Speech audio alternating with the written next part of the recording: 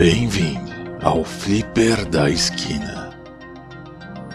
O que vem à sua mente quando você escuta o nome Nintendo? Provavelmente algum jogo cartunesco com cores vibrantes e uma música alegre tocando otimistamente no fundo. Talvez você se lembre de Zelda e alguns dos seus ambientes um pouco mais misteriosos, mas nada muito tenso.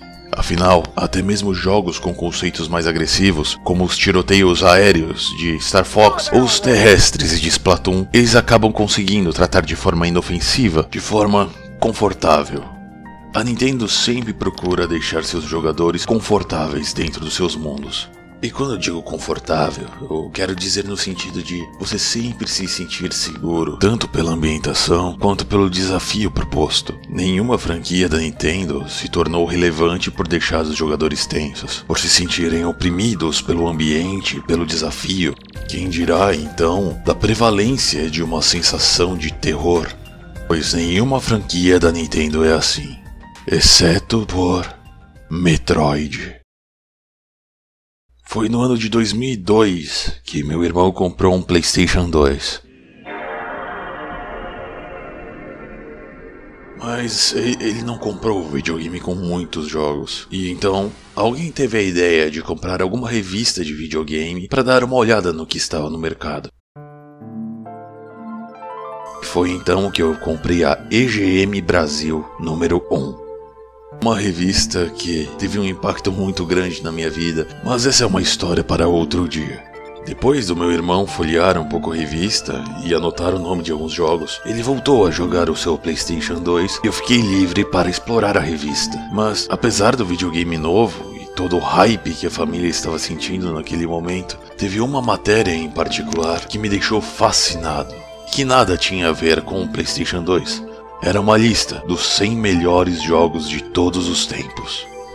Muitos dos jogos que estavam naquela lista, nos lugares mais altos, eram jogos de Super Nintendo, um videogame que eu nunca tive, mas que há alguns anos antes de eu comprar essa revista, eu tinha aprendido a apreciar, graças às habilidades de hacker do meu irmão de baixar e instalar um emulador. Ainda naquela época, apesar de já ter um PlayStation 1, eu estava ainda encantado pela biblioteca do Super Nintendo. Eu lembro inclusive de ficar um pouco bravo quando eu vi que Final Fantasy VI, um dos primeiros JRPGs que eu joguei na minha vida e que até hoje eu considero um dos, se não o melhor jogo de todos os tempos, não estava em primeiro lugar. Mas outro jogo que estava numa posição extremamente alta era um joguinho chamado Super Metroid. Um do qual eu nunca tinha ouvido falar antes. E bom, enquanto o meu irmão se divertia com o seu recém-comprado PlayStation 2, eu me dirigi ao computador e comecei a baixar Super Metroid. Assim que aquela música tema começou a tocar, quando aquela abertura inesperadamente cinematográfica terminou, eu soube imediatamente que aquela experiência seria especial.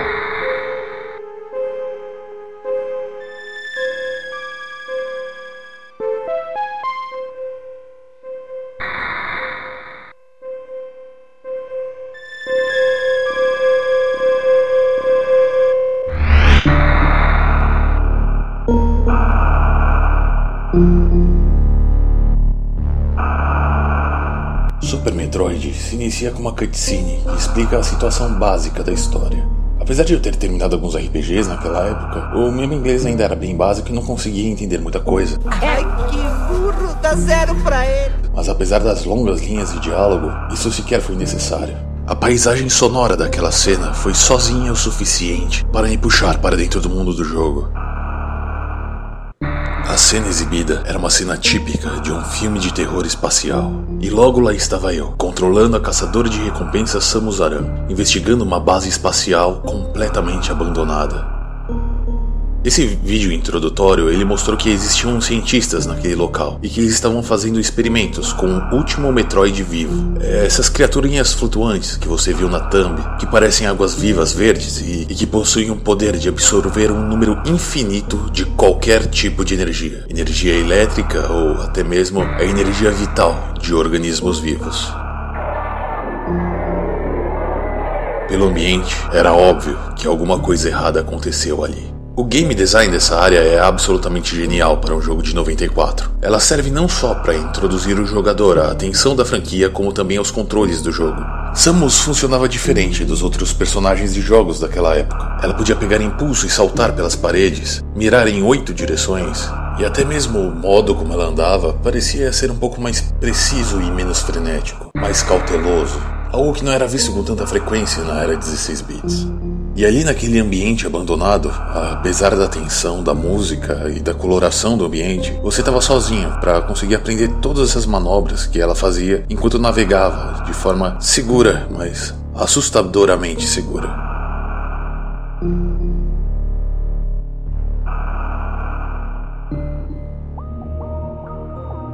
Após perambular um pouco, você acaba se deparando com um laboratório da cena inicial do jogo, onde o Metroid estava sendo estudado. Só que o aquário onde o Metroid estava sendo mantido, dessa vez, está vazio. E os cientistas que estavam o estudando estão caídos mortos no chão ao redor. É muito difícil não ficar constantemente comparando cenas como essa com as cenas do filme Alien, mas a sensação é exatamente a mesma. Você então entra na próxima sala, e lá está o pequeno Metroid, agora contido dentro de uma cápsula, jogada no chão. Quando você tenta pegá-la, no entanto, aos poucos vai clareando um vulto que está segurando essa cápsula com um pequeno alien em suas garras. É Ridley. Um alienígena com a estrutura e a física de um dragão, e o principal rival de Samus durante toda a franquia. Vocês batalham, Samus tentando impedi-lo de usar o Metroid como uma forma de arma biológica, mas não dá certo.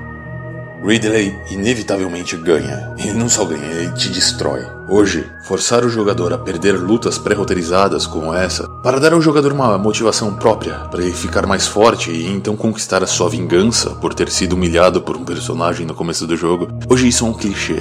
Mas na época, ser obrigado a tomar um cacete do antagonista logo nos primeiros minutos do jogo, isso era extremamente inovador. Hoje nós temos 1000 jogos, como Sekiro, que fazem isso, mas naquela época eu só consigo pensar em Mega Man X e, claro, Super Metroid. Bom, você leva uma surra, fica com muito pouca vida, e Ridley foge, um efeito bem legal, e ele foge para o planeta de Zebes. E é seu dever então, a partir daí, derrotá-lo e recapturar o Metroid. Antes de cair fora dessa nave, o Ridley danificou completamente esse laboratório espacial. Um alarme começa a soar e então um pânico começa a crescer. E sair da nave não vai ser tão difícil quanto foi entrar. Aqueles halls completamente vazios agora estão repletos de soldados insetos de Ridley, dispostos a se sacrificarem na explosão para levar você junto. Evacuate immediately.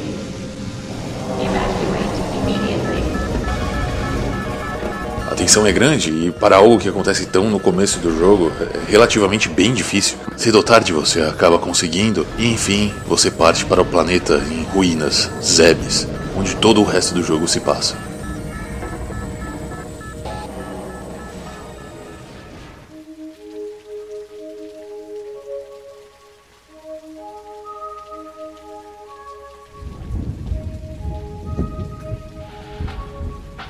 Eu foquei bastante nesses primeiros minutos do jogo porque eles perfeitamente resumem todos os aspectos que compõem a franquia Metroid. O isolamento, a tensão e esse pânico. E Zebes inteira é repleta disso. Agora eu acho que é um bom momento para explicar o impacto colossal que a franquia Metroid teve nos videogames. Afinal, existe um gênero inteiro chamado Metroidvania em homenagem a ele. Os mapas de Metroid, de Zebes, são como mundos abertos fechados dentro de si mesmos, com estruturas às vezes um tanto labirínticas. Por muitas vezes você vai acabar trombando com algum caminho que você não consegue atravessar. Talvez seja um monstro resistente a todas as armas que você tem no momento, uma barreira de eletricidade, ou simplesmente um lugar que é alto demais para você conseguir pular. Mas, assim como um boleto que você precisa pagar, essas marcas no mapa vão ficar te atormentando durante o jogo. Enquanto você não conseguir ver o que tem depois daquela porta, você não vai conseguir relaxar. Principalmente, você não vai conseguir deixar o jogo de lado. Metroid, e mais tarde inspirado em Metroid, o Castlevania Symphony of the Night, eles não criaram esse gênero. Essa ideia de ficar perambulando, tendo que ir e voltar enquanto você se fortalece, mas eles concretizaram esse gênero, esse tipo de exploração. E é por isso que, bom, Metroid e Castlevania, o nome do gênero se tornou Metroidvania. Esse ciclo de exploração e ação é sempre bem recompensador, e Super Metroid trabalhou isso muito bem para o primeiro jogo que estabilizou esse subgênero, especialmente pela qualidade dos chefes, sempre todos gigantes e bem amedrontadores. Do primeiro ao último é sempre extremamente satisfatório quando você consegue explodir a cabeça de um deles. E a trilha sonora, bom, é impossível não ficar falando da trilha sonora a todo momento aqui. O compositor da trilha sonora original do Metroid, ele disse que o objetivo dele era fazer algo completamente diferente do que os outros jogos faziam na época. Praticamente todo jogo seguia essa estrutura de música de videogame, tentando fazer músicas chicletes, que podem ser repetidas durante muitas vezes sem enjoar tão rápido. Mas com o Metroid, eles quiseram algo diferente. Algo que fosse, sim, gostoso de ouvir por um certo período de tempo, mas que ao mesmo tempo passasse algumas sensações de perigo constante, de tensão, e isso é muito bem usado. Em Super Metroid, cada área do jogo tem uma trilha sonora completamente condizente. Todo ponto é interessante, todo ponto cativa o jogador, do começo ao final, e eu queria muito falar sobre o chefe final, mas eu vou me segurar e tentar não dar spoiler de nenhum jogo durante esse episódio. Super Metroid é uma obra de arte. Super Metroid é um modelo original que derivou pérolas dos videogames que aparecem até hoje. E apesar de alguns jogos mais recentes terem aperfeiçoado o gênero a um status inatingível, eu vou falar mais um pouquinho disso depois, mesmo assim você tem que dar uma chance a Super Metroid.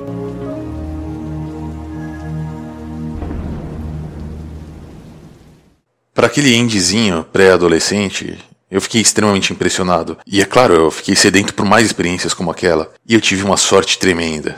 2002 foi o ano em que eu joguei Super Metroid pela primeira vez, e também foi o ano em que a lendária continuação chegou ao mercado. De longe, o meu predileto da franquia.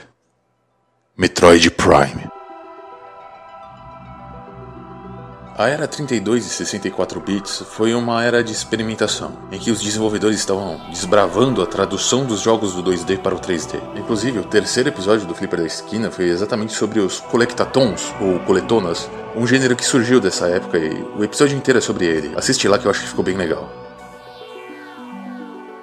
Foi um gênero que trouxe muitas coisas novas, bem divertidas, mas alguns jogos não fizeram essa transição muito bem.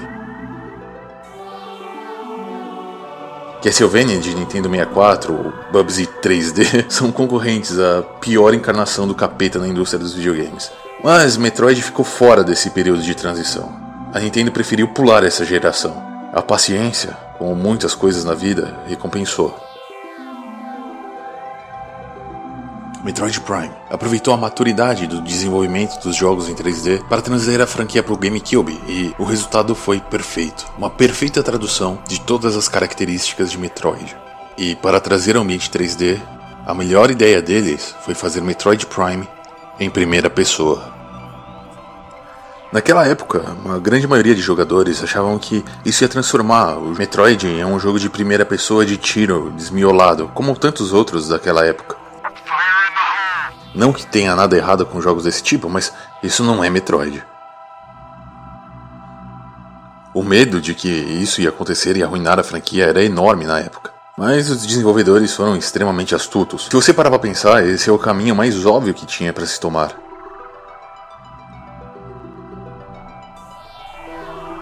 Nenhum jogo até hoje conseguiu colocar o jogador dentro de um mundo tão bem quanto Metroid Prime. Exceto talvez por alguns jogos de realidade virtual, e agora que eu falei isso, eu fico imaginando Metroid em realidade virtual. Meu Deus, eu venderia minha casa com meu cachorro de brinde pra ter um negócio desse. E isso só ressalta o quão espetacular é Metroid Prime.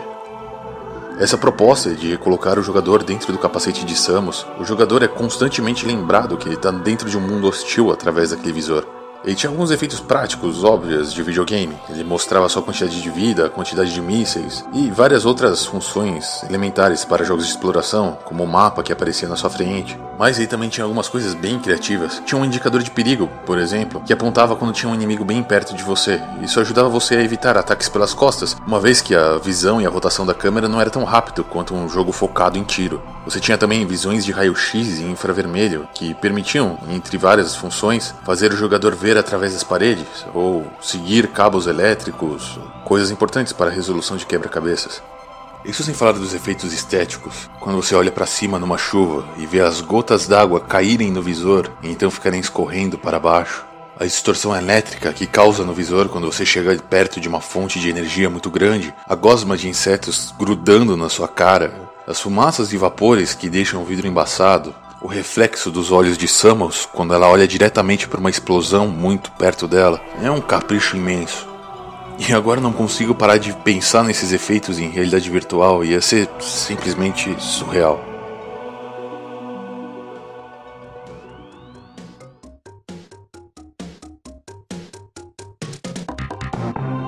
Talvez o elemento mais importante do visor seja a habilidade de scan, de escanear as coisas. Tudo no jogo, quase toda a fauna, flora e objetos e criaturas é tudo escaneável dentro do jogo. Estilo Exterminador do Futuro. Você passa alguns segundos analisando alguma coisa e pronto, várias informações sobre aquilo surgem na sua tela. Elementos químicos que compõem, como certa criatura morreu, o material do qual é feito uma parede, a função de uma planta dentro da ecologia daquele mundo.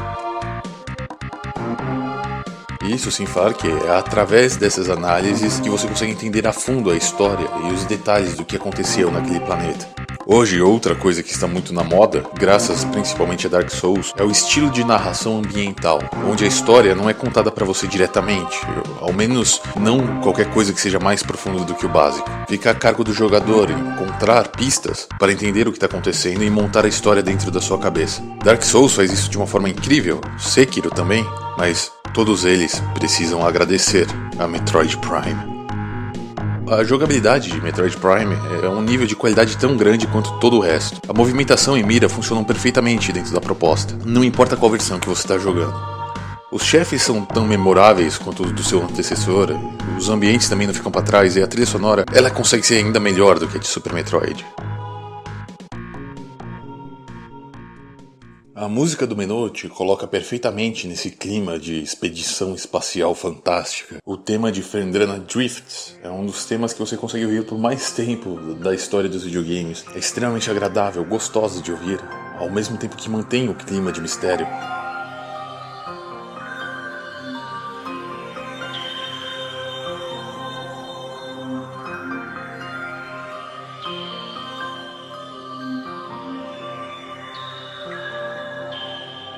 As cavernas de magma, por outro lado, possuem umas batidas tribais e um subir e descer que remetem à respiração de um monstro no seu cangote.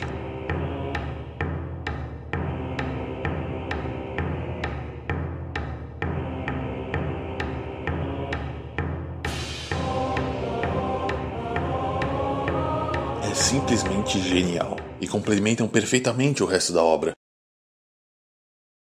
Metroid Prime é o jogo mais próximo da perfeição que eu consigo imaginar.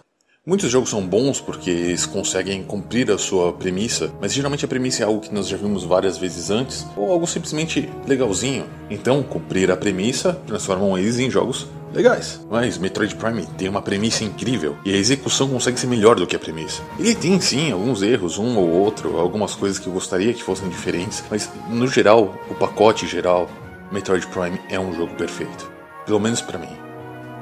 E infelizmente ele jamais foi superado pelos seus sucessores, mas isso já era meio que de se esperar, e isso não significa que os sucessores sejam jogos ruins. Pelo contrário, alguns são excelentes, e eu entendo pessoas que preferem até eles do que Metroid Prime. Eu não sou um deles, mas vamos ver esses outros jogos.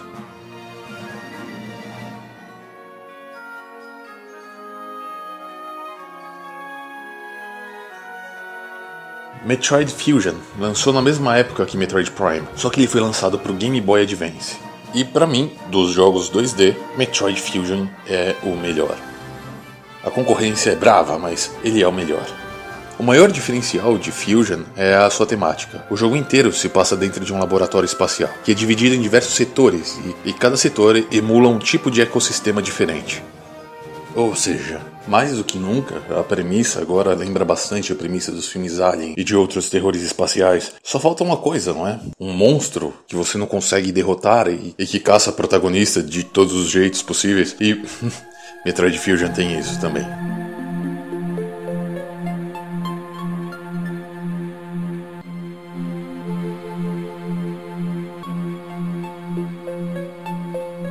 E a ideia até que é bem interessante. Na premissa do jogo, a Samus foi infectada por um vírus e tiveram que usar DNA de Metroid para conter esse vírus dentro da armadura dela. E sim, usaram DNA de Metroid, a criatura que ela caça. Essa criatura que invadiu ela é uma criatura perigosa, que consegue mudar o seu corpo, o seu formato e sua estrutura para igual a de suas presas. Ou seja, agora Samus tem o DNA Metroid e todo o equipamento da própria Samus foi feita para caçar e matar Metroids. Então, mais do que nunca, a caça virou o caçador. Samus está preso dentro dessa nave, com essa criatura que tem todos os equipamentos feitos para causar o maior dano possível em Metroids, e ela mesma se tornou, ao menos parcialmente, na lógica dos videogames, um Metroid. É uma pressão constante que te segue o jogo inteiro. Você nunca sabe quando você vai abrir uma sala e vai estar lá aquele monstrinho com a tua própria cara te esperando. Lembra bastante até o Nemesis no Resident Evil 3, ou mais apropriado ainda, o Alien em Alien. E isso é só um elemento do jogo. Na própria base, a estrutura é muito similar com a de Metroid, tirando que talvez ele seja o mais linear de todos os Metroids, te indicando sempre no mapa o próximo lugar onde você tem que ir, mas mesmo assim é uma experiência incrível. E, usando suas próprias fundações, saiu no Game Boy Advance também Metroid Zero Mission, um remake do primeiro jogo lançado lá no Nintendinho. É um remake excelente, que uniu as mecânicas de Super Metroid, o mapa de Super Metroid, com muitas das novidades do Metroid Fusion. E não só isso, como ele também incluiu novidades dele mesmo. Existe toda uma área final que muda completamente o estilo de jogo que ele é e como você controla a Samus. Eu não vou estragar aqui, mas é uma experiência muito legal para você ter, e exclusiva desse jogo Metroid. Certamente o favorito de muitos e um título de muito valor dentro da franquia.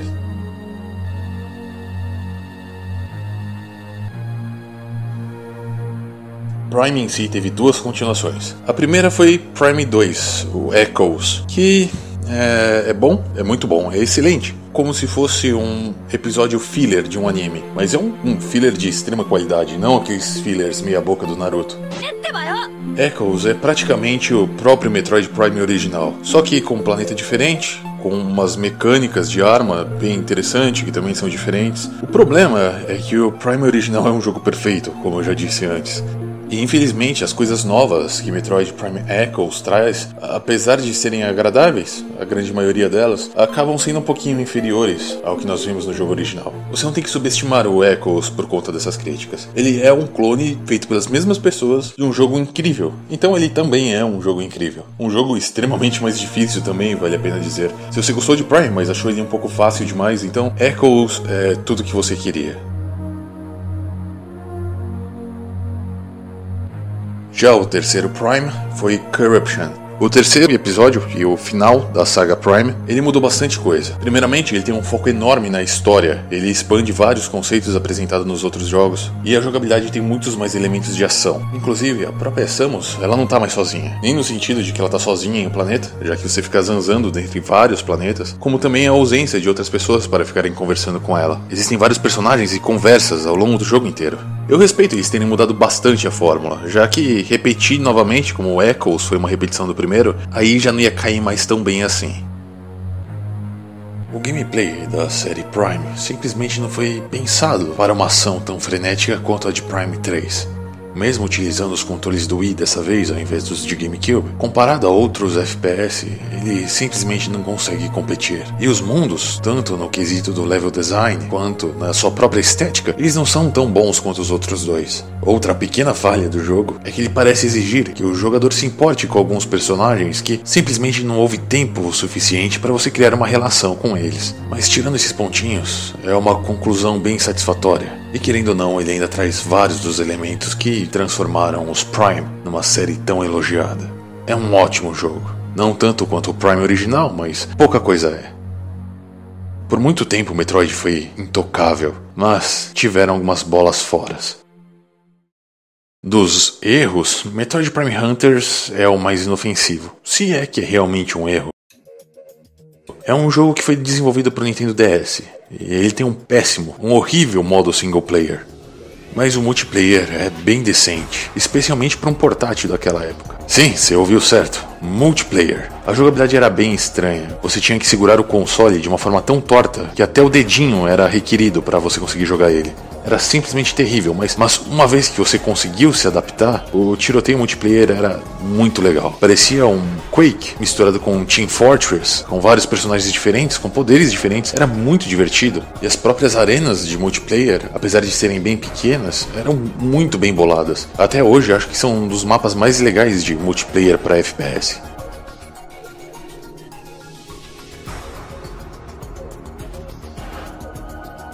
As coisas começaram a dar realmente errado só em 2010, quando a Nintendo lançou o primeiro episódio do Metroid após a saga Prime, o infame Metroid Other M. Naquela época eu estava trabalhando na indústria como jornalista e eu posso dizer que eu tive o desprazer de ser uma das primeiras pessoas do mundo a terem jogado o jogo do começo ao fim e entrei em uma depressão profunda ao ver o rumo lixoso em que estava andando minha sériezinha de estimação. Other M é isso, desculpa, Other M é um lixo. Eu tô pegando pesado sim, porque Other M, se fosse qualquer outro jogo, ele seria apenas um jogo de ação bem mediano, com umas mecânicas bizarras que atrapalham e que só existem para falar que estão usando o hardware em que ele foi criado, o Wii no caso. Mas esse não é um jogo qualquer. Esse é um Metroid. Ele é parte de uma franquia que coleciona candidatos a melhores jogos da história. Ele não é apenas um clone gripado de Devil May Cry. Ele é algo muito pior do que isso.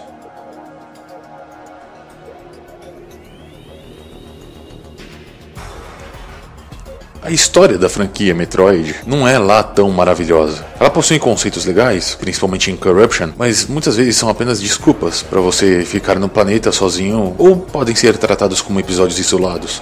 Olha, a Samus Aran tem 2 clones diferentes. Os piratas espaciais têm que usar Metroids como armas biológicas praticamente todas as semanas. E o antagonista, o dragão Ridley, já teve tantas vezes o seu corpo reconstruído que eu já não sei como é que sobra mais alguma coisa ali. E a realidade é que nada disso importa muito. Uma vez que você está imerso, as coisas fazem um mínimo de sentido. E ele instiga você o suficiente para você querer entender exatamente o que está acontecendo em seus detalhes. E é nos detalhes que ele fica divertido.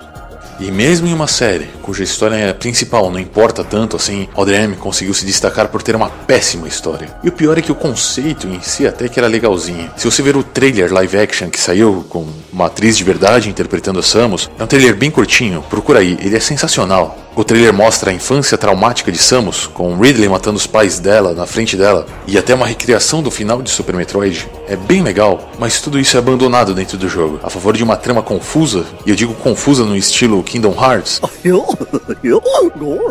Something wrong here. Com vários elementos que não fazem o menor sentido e que atrapalham até a própria jogabilidade do jogo. O maior exemplo disso é a relação dela com o comandante da missão. Em todos os Metroids, a Samus começa relativamente fraca e vai se fortalecendo conforme você adquire novos itens ao longo do jogo. Algumas vezes eles tentam justificar esse poder limitado, como no Prime, por exemplo, onde a armadura dela é danificada no começo e perde várias das suas habilidades clássicas. Mas sabe qual que é a justificativa de Other M? Em Other M, Samus já começa com todos os seus equipamentos, mas o comandante não deixa ela usar. Sim, o comandante. E sim, ela é uma mercenária. Não sei porque ela está obedecendo um comandante do governo, não faz o menor sentido. Mas o que faz menos sentido ainda é o jeito como ele age como se fosse uma criancinha mimada, querendo mostrar poder sobre ela, como se fosse um irmão mais velho que descobriu que o irmão mais novo quebrou o vaso.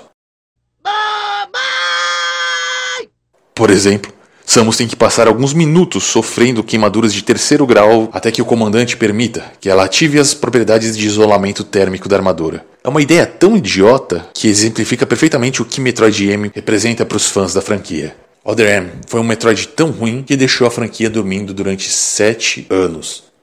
Ele só teve um pequeno jogo de 3DS que era um spin-off e nem vale muito a pena comentar, mas em 2017...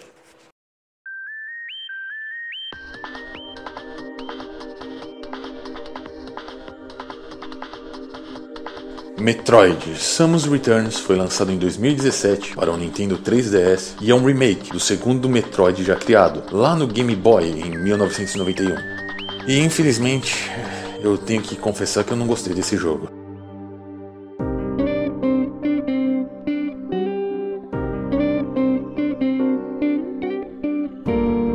Eu queria muito gostar, de coração, é um Metroid e é a volta do Metroid.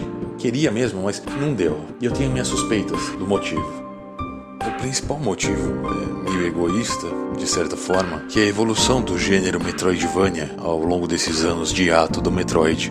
Durante esses 7 anos, vários Metroidvania surgiram no cenário independente, sendo um deles, Hollow Knight, um dos meus jogos favoritos de todos os tempos. E eu sei, eu tô usando bastante esse termo aqui nesse cast, esse melhor de todos os tempos. Talvez isso mostre o quanto eu gosto desse gênero, o quanto eu gosto desses jogos que a gente tá falando aqui hoje. E Hollow Knight, pra mim, é o melhor Metroidvania 2D de longe, e entra fácil no meu top 5, se não no meu top 3 de todos os tempos. Metroid Prime é o melhor Metroidvania 3D. Não existe nenhum jogo igual a ele, até hoje, mas os Metroidvanias 2D, existem vários. Samus Returns, infelizmente, mesmo com o selo Metroid, hoje é só mais um dentre vários, e Hollow Knight, ele tá muito na frente. Aliás, que tal um episódio só de Hollow Knight no futuro? Quem sabe? Mas não só Hollow Knight, como vários outros Metroidvania surgiram e a minha expectativa estava muito alta. E algo que estragou um pouco essa expectativa também é o quanto Samus Returns é um remake fiel ao jogo de Game Boy. Eles poderiam ter feito muitas mudanças, ter feito uma releitura completa desse remake, mas não, eles preferiram fazer quase que uma adaptação fiel demais, mais fiel do que deveria, na minha opinião. O mundo dele é totalmente sem graça, o mais chato da franquia de longe. O gameplay é legal, até, ele é legalzinho. Eles adicionaram um sistema de contra-ataque que funciona até que muito bem, cria uma dinâmica legal, me fez sentir jogando um jogo de luta algumas vezes. O que mais me incomoda no jogo inteiro, porém, são os gráficos. Eu tenho um problema com jogos side-scroll, com jogos que você vê de lado, né, 2D, mas esses que tem os gráficos em 3 dimensões. Porque pra mim, isso geralmente ou é preguiça ou é falta de orçamento. É sim um preconceito, mas é um preconceito com fundamentos. Jogos com polígonos, ou seja, com personagens em modelos 3D, são muito mais rápidos e fáceis de serem criados. E baratos também. Eu não tô querendo ofender ninguém que trabalha com essa arte, de fato não é uma arte fácil. Detrás de ti, imbécil!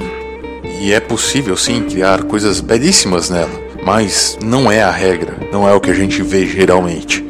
Quando um desenvolvedor trabalha com arte 2D, seja um desenho ou uma arte retrô em sprites, como os jogos antigos em pixels, ele precisa animar cada frame, cada quadro independentemente. E quando o jogo é de grande orçamento, mais frames, mais detalhes a gente espera conseguir ver ali naquele trabalho. Em outras palavras, a arte 2D requer muito mais do desenvolvedor. Geralmente. Não fiquem bravos comigo, modeladores 3D.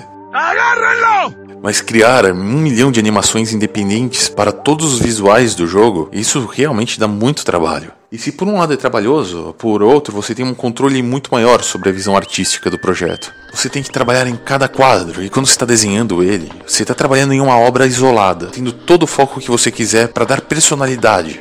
Imagine Sonic se equilibrando na beirada de uma plataforma, a expressão facial dele é quase um desenho animado. Ao usar modelos 3D é diferente. Existe sim possibilidades de você criar expressividade em modelos 3D, mas no geral não é isso que acontece. Especialmente quando estão usando 3D apenas como uma forma para economizar dinheiro. As texturas têm menos personalidade, menos vida. Em Samus Returns a gente consegue ver bem isso. O modelo da Samus até que é legal, ela faz umas poses bacanas enquanto atira e enquanto dá porrada nos monstros, mas o resto, o cenário é de uma mesmice gigantesca. E infelizmente eu coloco a culpa do 3D nessa falta de personalidade. Até pelos inúmeros cenários cavernosos, a repetição dos inimigos. Pra mim, Samus Returns em 3D foi uma decisão econômica e a série Metroid merece mais do que isso. E agora que eu tirei isso do peito, eu sou uma minoria. Boa parte dos fãs, especialmente os mais puristas, eles gostam bastante desse remake, até pelo quão fiel ele é ao jogo original. Pra mim faltou personalidade e por mais que goste tanto de jogos antigos, e eu falo direto deles aqui no Flipper da Esquina, pra mim faltou modernidade. É um jogo parado no tempo. Muitas coisas evoluíram de forma tão legal e só o que eles ofereceram de novo é esse tal combate físico. Se você gostou, muito bom, mas eu não indico Samus Returns como o primeiro Metroid pra ninguém. Existem muitas opções melhores, até mesmo os jogos bem mais antigos. Samus Returns pode ter te agradado, mas pra mim, Metroid merece melhor. E infelizmente, eu não tô muito certo de que a Nintendo vai entregar algo melhor no futuro da franquia.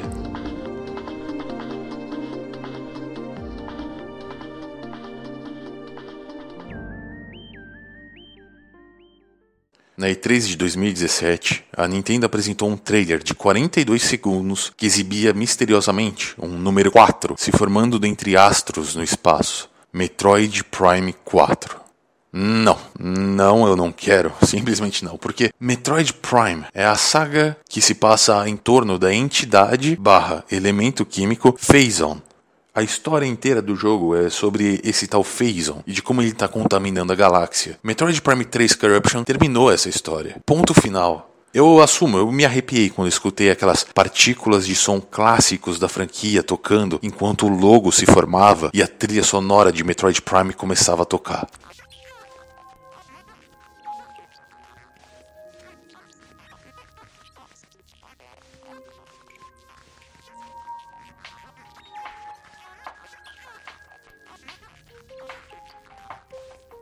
Aquele som de radiação e estática, sabe? Me empolguei demais, mas tava errado. Segundos depois eu percebi que tava errado. Metroid Prime 4 faz tanto sentido quanto o Senhor dos Anéis 4. Chega a ser uma falta de respeito com os verdadeiros fãs que acompanharam a história da franquia. É uma mostra clara de que eles estão preocupados só em leitar mais dinheiro da franquia. E não estão nem um pouco preocupados com o que foi construído ao longo de tantos anos.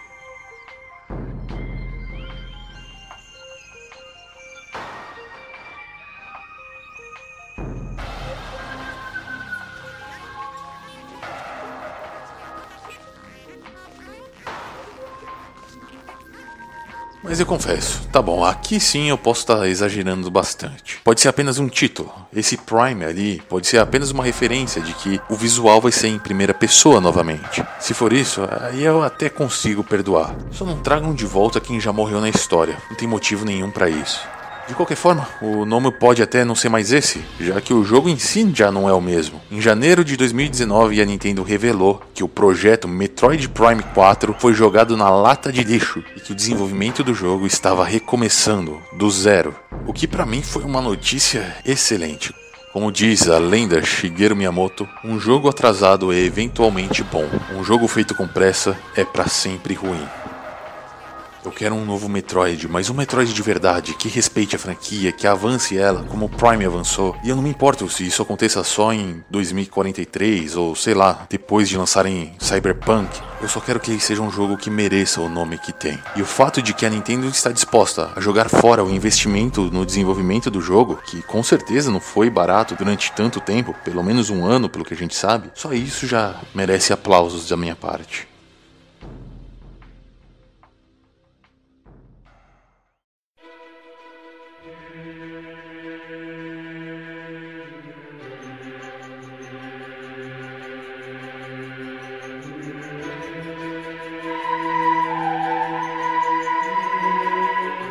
Este podcast foi incrivelmente difícil de escrever. Por um lado, eu queria muito falar do que faz Metroid como uma série ser tão lendária. Mas por outro, eu me sinto meio mal que eu não tive tempo de falar da particularidade de cada um.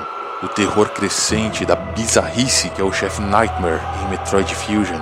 Da base espacial onde Metroid Prime se inicia e que mais tarde você consegue reexplorar os destroços dela submersos na superfície do planeta Talon 4. Dos templos Chozo em Zero Mission.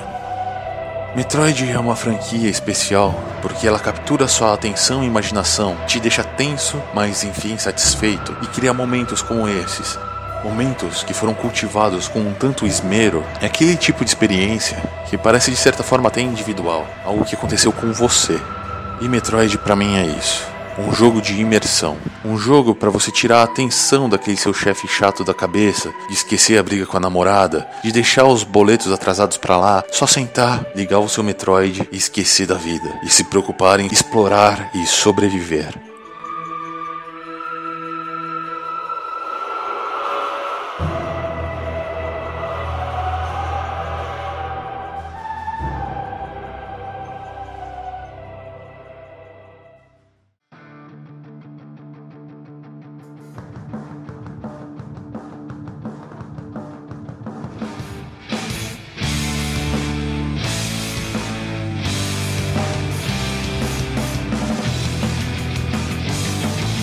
E aí pessoal, então é isso.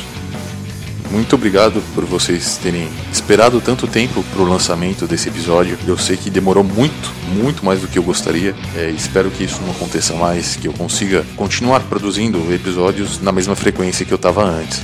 E eu peço desculpa particularmente para os meus apoiadores no Apoia-se, Mas lembre-se, se o Flipper da Esquina se tornar o meu emprego fixo, imagina só, aí eu não vou ter desculpa, eu vou ter que produzir podcasts com a maior frequência possível e com a maior qualidade possível também. Então, por favor, me ajude no Apoia-se. Eu não sei onde você está ouvindo isso, mas provavelmente você acha facilmente Flipper da Esquina Apoia-se. Você consegue me apoiar lá. Se você está ouvindo no YouTube ou se você está ouvindo na Speak Up Imperium, na descrição com certeza vai ter o link para Apoia-se, tá bom?